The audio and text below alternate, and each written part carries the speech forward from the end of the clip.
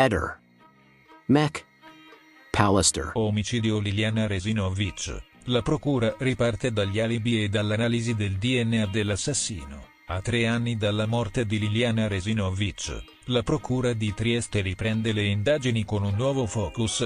Oltre alla ricerca del DNA dell'assassino, si stanno verificando gli alibi dei possibili sospettati. Le nuove analisi medico-legali hanno stabilito che la 63enne è morta per soffocamento, uccisa la mattina del 14 dicembre 2021, poche ore dopo aver fatto colazione, secondo la perizia redatta dagli esperti Cristina Cattaneo, Stefano Vanin, Stefano Tambuzzi e Biagio Eugenio Leone. La morte sarebbe avvenuta in un arco temporale ristretto, tra l'inizio della giornata e circa 4 ore dopo la colazione. Questo elemento è cruciale per restringere il cerchio delle indagini e verificare chi, tra le persone vicine alla vittima, potesse trovarsi con lei in quella fascia oraria. La svolta nelle indagini, la ricerca del DNA dell'assassino. Dopo anni di incertezze e ipotesi contrastanti, il nuovo obiettivo della procura è identificare il responsabile attraverso l'analisi del DNA. Per questo motivo,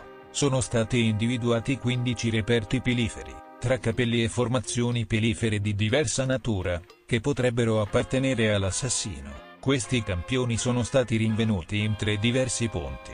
7 capelli sugli indumenti della vittima, 4 peli all'interno dei sacchetti di plastica che avvolgevano la testa di Liliana. 4 campioni prelevati dalle parti intime della donna. I consulenti della procura ritengono che proprio questi elementi possano fornire una chiave decisiva per individuare il colpevole. La speranza è che tra questi vi sia un DNA estraneo alla vittima, appartenente a una persona nota agli inquirenti. Oltre a questi campioni, la procura ha disposto nuove analisi genetiche su altri reperti già esaminati, tra cui il cordino utilizzato per stringere i sacchetti di plastica e altri materiali presenti sulla scena del crimine. L'obiettivo è verificare la presenza di tracce biologiche di terzi, che potrebbero indirizzare definitivamente le indagini verso il colpevole. La dinamica del delitto, l'ipotesi della manovra Chokehold. La perizia medico-legale ha chiarito anche la dinamica dell'omicidio. Liliana sarebbe stata sorpresa alle spalle e soffocata con la manovra nota come chokehold, una tecnica di strangolamento che avvolge il collo e che può non lasciare segni evidenti. Secondo gli esperti, la 63enne avrebbe tentato di divincolarsi, come dimostrano le lesioni e i graffi trovati sul suo corpo. L'aggressore, però, l'avrebbe immobilizzata con una presa alla gola, impedendole di respirare fino a causarne il decesso. Si tratta di una ricostruzione compatibile con una dinamica di colluttazione. La vittima potrebbe essere stata aggredita con una presa soffocante da tergo, potrebbe essere stata coperta con un sacchetto o un altro oggetto morbido. I segni trovati sul corpo indicano una possibile resistenza, ma senza ferite profonde. Un altro elemento che smentisce l'ipotesi di suicidio è la compostezza degli abiti.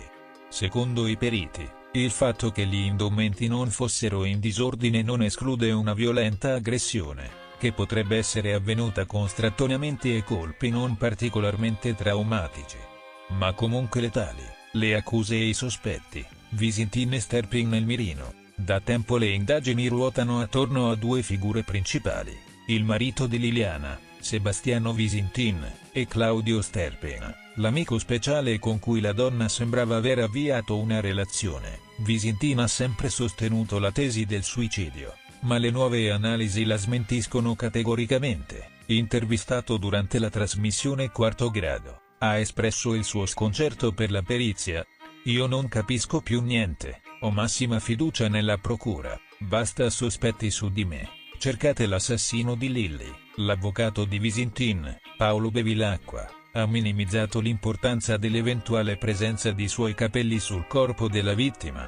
"Mi pare normale che un capello possa finire sugli indumenti di sua moglie. Ma se il DNA venisse trovato sui sacchetti di plastica utilizzati per soffocare Liliana, in quel caso, la sua posizione diventerebbe decisamente più complicata". Anche Claudio Sterpin è coinvolto nel dibattito. L'uomo ha sempre sostenuto l'ipotesi dell'omicidio e ha puntato il dito contro il marito di Liliana. In un'intervista a fanpage.it, ha dichiarato: "Liliana non poteva suicidarsi.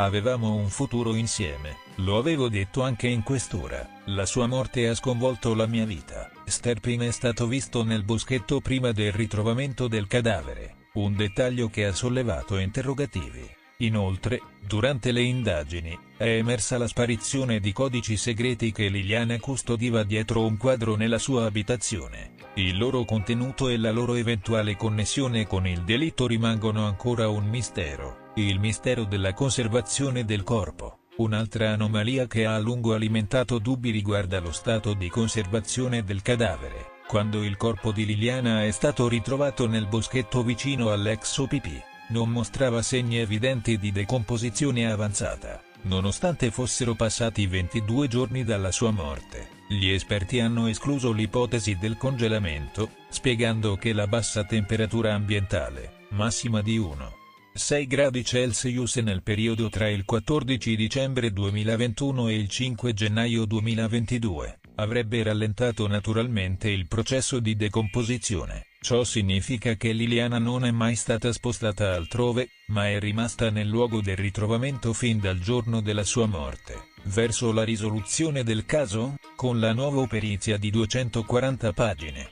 la Procura di Trieste ha ufficialmente smentito la tesi del suicidio, portando le indagini in una direzione completamente diversa. Ora la priorità è identificare l'assassino attraverso le analisi genetiche sui 15 campioni piliferi repertati. Se uno di questi dovesse rivelare la presenza di un DNA estraneo alla vittima, le indagini potrebbero finalmente trovare la chiave di volta. In tal caso, il cerchio si stringerebbe attorno a chi ha avuto contatti con Liliana nelle ore cruciali prima della sua morte. Nel frattempo, i protagonisti del giallo continuano ad accusarsi a vicenda.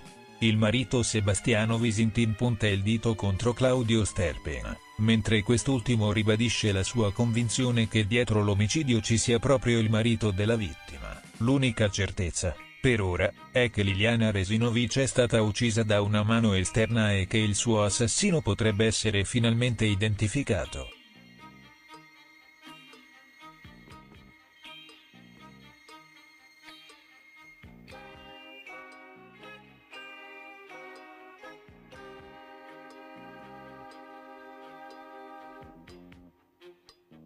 Ehi, non dimenticare di iscriverti a questo canale.